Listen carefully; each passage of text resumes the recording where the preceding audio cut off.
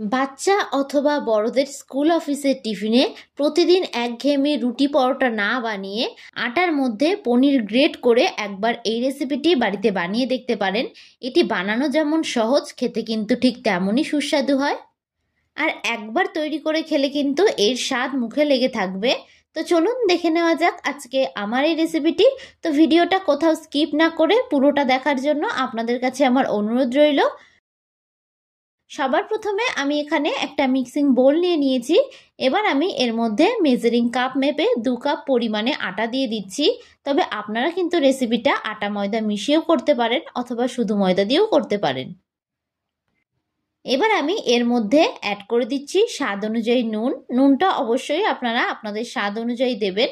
এবার আমি এর মধ্যে দিয়ে দিচ্ছি 2 টেবিল স্পুন অনুযায়ী সাদা তেল। এবার এই সমস্ত উপকরণগুলোকে আমি খুব ভালো করে আটার মধ্যে মিশিয়ে নেব। আমি এখানে মেজারিং কাপ মেপে নিয়েছি, তবে আপনারা কিন্তু চাইলে যে কোনো বাটি বা কাপ মেপেও নিতে পারেন। নমস্কার বন্ধুরা, রনিতাস ফুড প্লেসে আবারও একবার সকল বন্ধুকে আমি স্বাগত জানাই। আমি আবারও হাজির হলাম আপনাদের সামনে নতুন একটি রেসিপির ভিডিও নিয়ে। এই সমস্ত উপকরণগুলোকে কিন্তু হাত দিয়ে খুব ভালো করে একটু মিশিয়ে নিতে হবে। আমি কিন্তু সবসময় ঘরে থাকা উপকরণগুলো দিয়েই রেসিপিগুলো তৈরি করার চেষ্টা করি, যাতে আপনাদের রেসিপিগুলো তৈরি করতে কোনো অসুবিধা না হয়।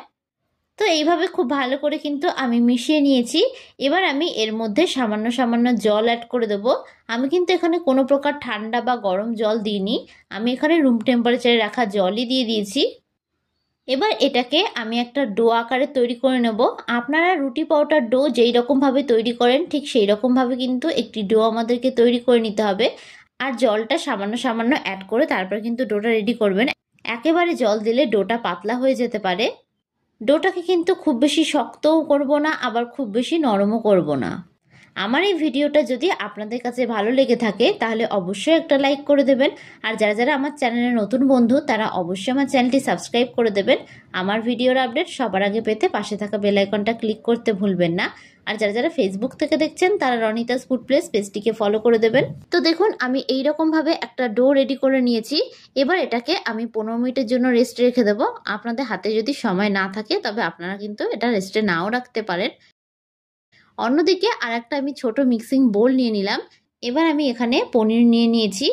এবার একটা গ্রেটারের সাহায্যে আমি পনিরটাকে খুব ভালো করে একটু গ্রেট করে নেব। আপনারা কিন্তু অবশ্যই এখানে একটা গ্রেটার দিয়ে পনিরটাকে গ্রেট করে নেওয়ার চেষ্টা করবেন, তাহলে কিন্তু রেসিপিটা তৈরি করতে বেশ সুবিধা হবে।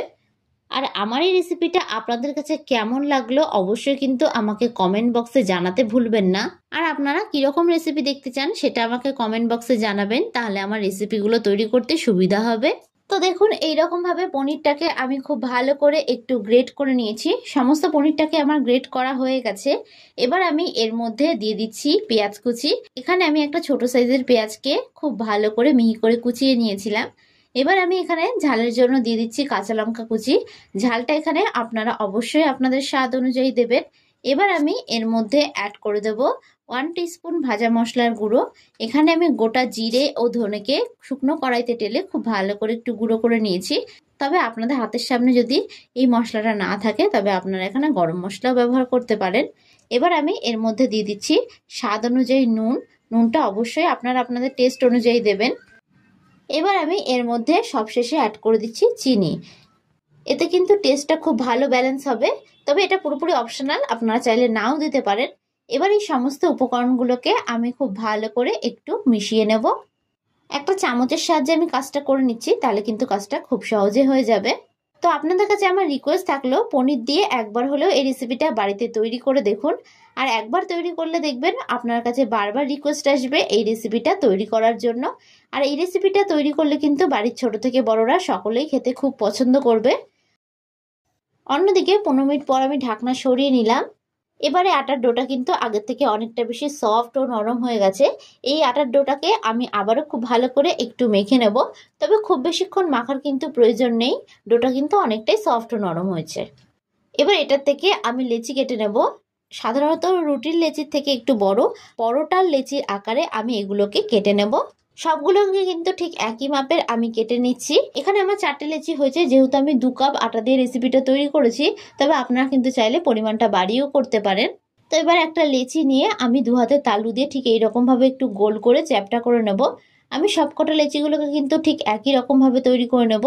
এই রকমভাবে লেচিগুলো তৈরি করলে কিন্তু রেসিপিটা তৈরি করতে অনেক বেশি সুবিধা হবে আর অনেক তাড়াতাড়ি রেসিপিটা তৈরিও হয়ে যাবে। তো দেখুন সবকটা লেচিগুলোকে আমি তৈরি করে নিয়েছি।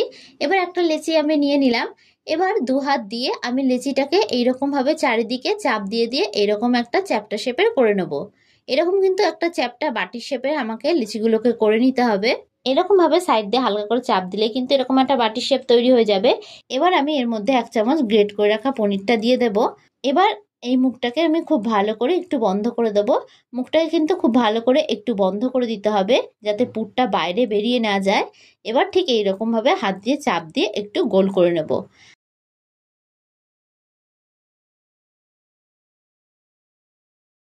আরও একটা আমি আপনাদেরকে তৈরি করে দেখাচ্ছি। একই রকমভাবে কিন্তু এটাকেও আমি তৈরি করে নেব। কাজটা এইভাবে করে নেবেন, তাহলে কিন্তু কাজটা খুবই সহজ মনে হবে আর কাজটা কিন্তু খুব তাড়াতাড়িও হয়ে যাবে। ভিডিওটা খুব ভালো করে একটু লক্ষ্য করলে আপনারা বুঝতে পারবেন আমি কাজটা ঠিক কিভাবে করে নিয়েছি। এটার মুখটাকে আমি খুব ভালো করে বন্ধ করে দিচ্ছি। তো সবকটা লিচিগুলোকে কিন্তু ঠিক একই রকমভাবে আমি রেডি করে নিয়েছি। অন্যদিকে একটা চপিং বোর্ড আমি নিয়ে নিলাম। এবার আমি এর মধ্যে একটা লেচি দিয়ে দিয়েছি। এবার এর উপর থেকে সামান্য পরিমাণে একটু আটা ছড়িয়ে দেব। আটা দিয়ে লেচিটাকে দুপিঠটাকে আমি খুব ভালো করে একটু কোট করে নেব। তবে আপনারা কিন্তু চাইলে এখানে ময়দা দিয়েও বেলতে পারেন। এবার একটা বেলনির সাহায্যে আমি খুব ভালো করে এটাকে বেলে নেব। খুব বেশি বড় করে কিন্তু এই লেচিটাকে বেলার প্রয়োজন নেই, আর খুব বেশি পাতলা করেও কিন্তু লেচিটাকে বেলতে হবে না। ঠিক এই রকম ভাবে একটু বেলে নেবেন। এইরকম ভাবে একটু হালকা করে বেলে নিলে কিন্তু পুরটা একদমই বাইরে বেরিয়ে আসবে না। তো দেখুন এটা আমার বেলা হয়ে গেছে।